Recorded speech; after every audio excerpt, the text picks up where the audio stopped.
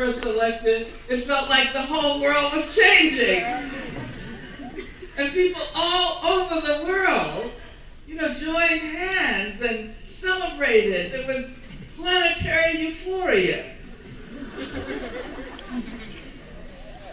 And sometimes I think we have to remember those moments. Because even though that didn't happen, we have to remember how we felt at that time and how connected we felt with people everywhere. Because that is a sign of what can come in the future. And if we don't remember those moments of promise, we'll forget what it is we're fighting for. And I think that during this period, as we engage in resistance,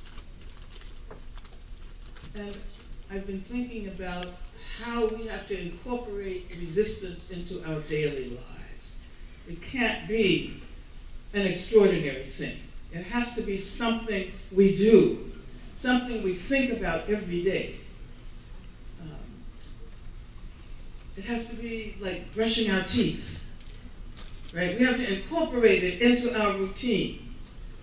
But at the same time, we can't forget that we're not just resisting. We want a better world. We have to remember what we think that world might look like.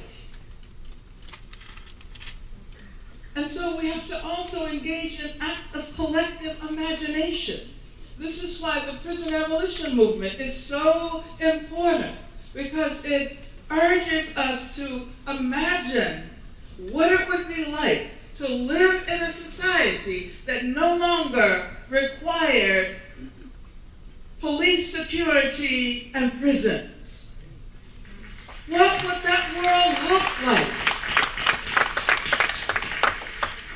And none of us may ever experience that world, but we can experience it in our collective imagination. And if we think about the fact that we collectively are the hope of people who were enslaved 200 years ago, and who fought because they had that imagination of what freedom would look like. And we have to be willing to insert ourselves into that continuum and recognize that we're not simply fighting for a change that's going to happen tomorrow, not simply for another president, but we want a world that reflects our most advanced and our most complex vision of what it would be like to live in a free world. And sometimes we forget what it is we're fighting for, because we have to negotiate. Because we know we can't have it right now, but then when we settle for something, we forget what we wanted in the first place.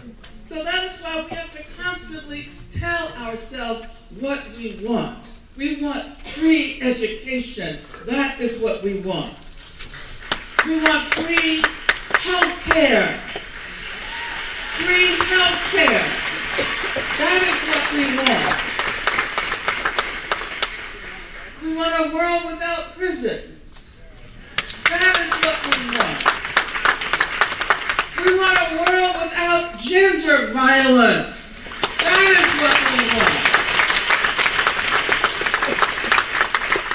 We want a world in which trans women need not fear the violence that emanates from backward people.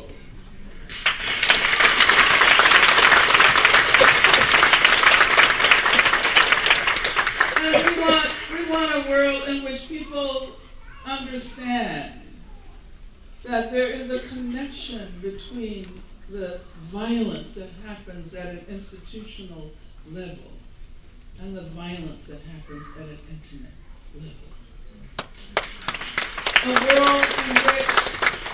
A world in which people have no problems understanding. Well, back then, when there was a lot of internal violence in black communities, gangs, and so forth, that was very much connected with the police violence, and with military violence, and with violence that emanates from the prison industrial complex. And we also run a world in which we recognize the connections between we who inhabit the space we call the United States of America, indigenous and immigrants alike, and people all over the world, in Africa, in Asia. And so we have to stretch our imagination. I think Black History Month is a time in which we exercise the power of the imagination. Because we remember that centuries ago, there were those in bondage who imagined what it may be like to be free. And they acted on that imagination. And we are connected with them, regardless of our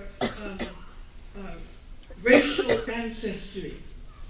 We are connected with those people who would not give up, who continued to struggle for freedom. And thus they gave birth to this place we call the United States of America, as terrible as it sometimes might appear to be.